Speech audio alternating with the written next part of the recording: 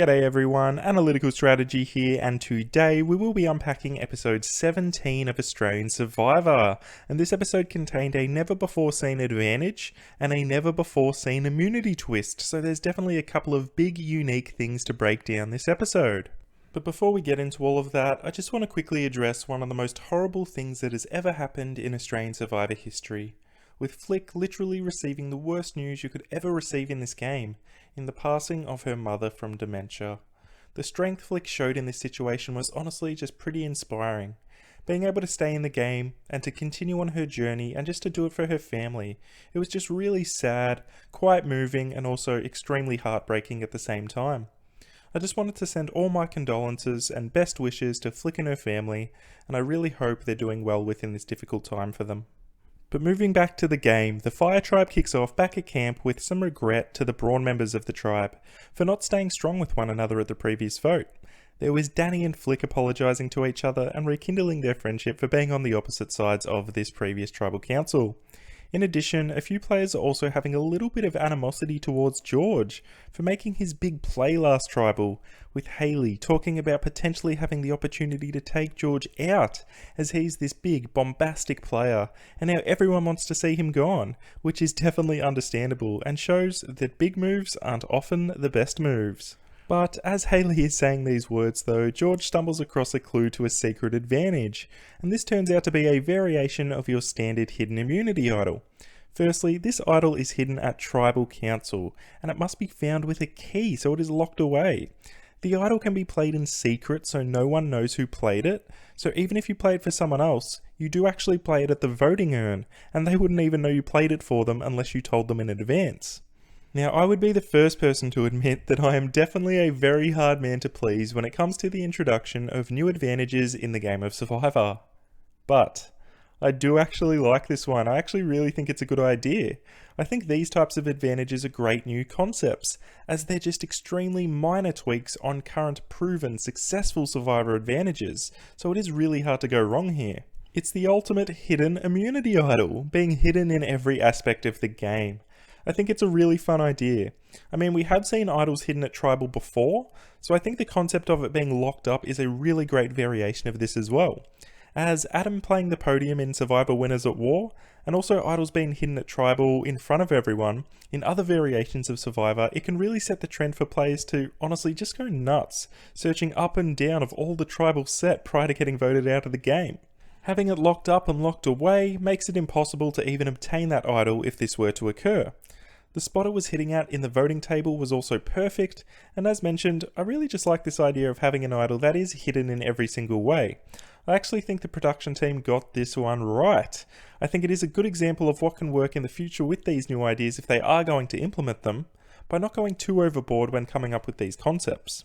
So a good contrast to this by actually going a little bit too overboard was the twist at the immunity challenge. So the immunity challenge was a pretty brutal one for a lot of reasons. So firstly, it was massively endurance based, with needing to be extremely fit to make a lot of return trips back and forth to get those puzzle pieces. It was also mentally tolling to complete this puzzle after being absolutely gassed from running up and down this huge mountain.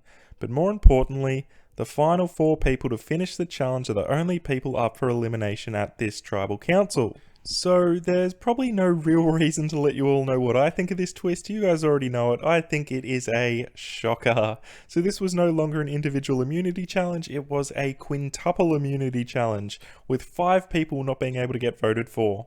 Putting the twist aside though, the challenge was pretty cool, with Andrew being an absolute weapon running down that hill, and Kara strategizing with everyone as the challenge went on. That was super funny. There was no doubt in my mind that Andrew, Haley and Emmett were going to be safe in this challenge with this challenge design, with those 3 finishing easily ahead of the rest of the group.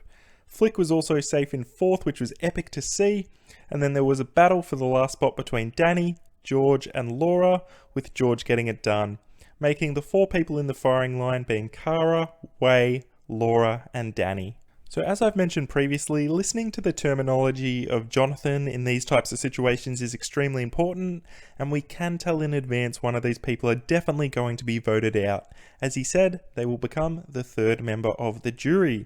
So with a lot of these twists we have seen, we might expect something a little bit different to happen at Tribal, but no, not this time. Someone will definitely be sent to the jury. So back at camp, everyone firstly states that the vote should go on Kara, with Andrew really being the one to lead this vote, which was actually quite nice to see someone different calling the shots here, with him calling her the master manipulator of this game. So I actually thought this was a very interesting decision and opinion by Andrew. So I really thought for the Brain Alliance here that Danny should be the easy one to pick off. But they were talking about how Kara is such a huge threat, and due to these huge threat levels should be the one to go whilst they have the chance. Now this isn't something we've really seen in the edit, I mean like at all to be honest. Kara seems like an absolutely lovely person, but game-wise and strategy-wise, again just from the edit that we've seen her make a lot of mistakes, giving George the idol when her name was on the chopping block, putting her vote on the wrong person when Big D went home, openly talking to Baden in the tribal Simon went, which nearly ruined that plan. So I really thought this was such an interesting and insightful perspective from the contestant, saying she was such a master manipulator and this big game player. And it's one that I really wish the audience got to see through the screen. If this is something the contestants think, then it is real. Show us why that is the case, rather than just springing it on us out of the blue. As Danny has been shown to be this power player way more than Kara has, so I really would have expected Danny to be the one in the firing line here instead of Kara due to this threat level. But anyway, due to everyone wanting to put their votes on Kara, George has a very interesting decision to make. To play his new hidden immunity idol on Kara at Tribal to return the favour, or to keep it in his pocket for another day. Prior to deciding, he advises Kara to switch her vote, which was originally planned for Wei, to Laura. And again, what am I missing here? I really thought if it was brain strong, and there's a lone Brawn you can all pick off, and you're all shooting internally, I just thought it was a really weird strategy by all the brains on this vote as far as I'm concerned. I guess maybe from George's perspective, he's trying to keep an alliance of 5 with Emmett, Flick, Danny, Kara and himself together, as well as working with the brains, but that's really the only semi-logical reason I could think of. I think it's going to be extremely hard for him to continue to try and play this middleman role when he's already heard the likes of Emmett saying George dogged us over and over again, plus they all want Kara out of this vote, so I really expected him to try and just draw the line in the sand for once and be brain strong and just take Danny out of this game. If I was George in this situation, that definitely would have been my plan. Try and get everyone to put the vote on Danny. Still keep your key or your idol in your back pocket, and you can also keep Kara in the game as well. If that failed and everyone was still dead set on wanting to vote for Kara, as hard as it would be for him to let his closest ally go, I think the idol is far more important for George at this stage of the game. He is a huge threat and an open threat in the game, with not too many big players left, so having that added protection will be extremely important for George in a vote or two's time. So the whole tribal council was centered around Kara and her position in this game, so it was very obvious the votes were going to go her way.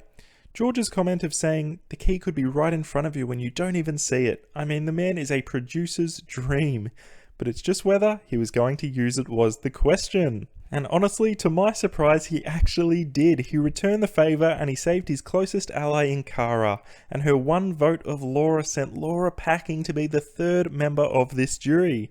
I really do not think this is a great move for George, like at all. I think it is so obvious that he was the one that played this for her, and everyone will know it, and it'll be extremely easy for everyone to figure it out. The one thing I really liked about this hidden idol is that it was hidden from everyone, and you could go and pull off a sneaky move to protect anyone that you wanted, but he may as well just have played it out in the open. With his big play to get Gerald out last tribal, followed by protecting Kara this tribal when everyone left in the game clearly wanted her out, I think this could really spell trouble for George moving forward. He's really highlighting himself as someone that wants to play big every single vote, and whilst this is great TV for us, it makes it extremely difficult for him to get to the end, and now he doesn't have that protection as backup either. But also just on this advantage, how dope was it all, with it being hidden away with the key unlocking the middle sector of the voting table, and then he had to remove that piece to grab it. It was actually a really sick setup. I thought he was going to grab it out, put it in his pocket and save it for a rainy day, but no, he played it then and there, and damn, it was a big surprise to me and what I think was a big mistake for George. But time will tell tonight with the final episode of the week before we get down to crunch time this season. With the edit and how everything has played out, I still would bet that Hayley is likely to win it all, and skating through these last couple of votes after returning to the game, and now that the target is looking to be firmly off her and on Kara and likely George as well, I think she's in a really good spot, but we shall wait and see. But that's all from me this episode. Tune in tomorrow to round out the week. As always, thank you all very, very much for watching. This is Analytical Strategy signing out, and I'll see you on the next one. Bye for now.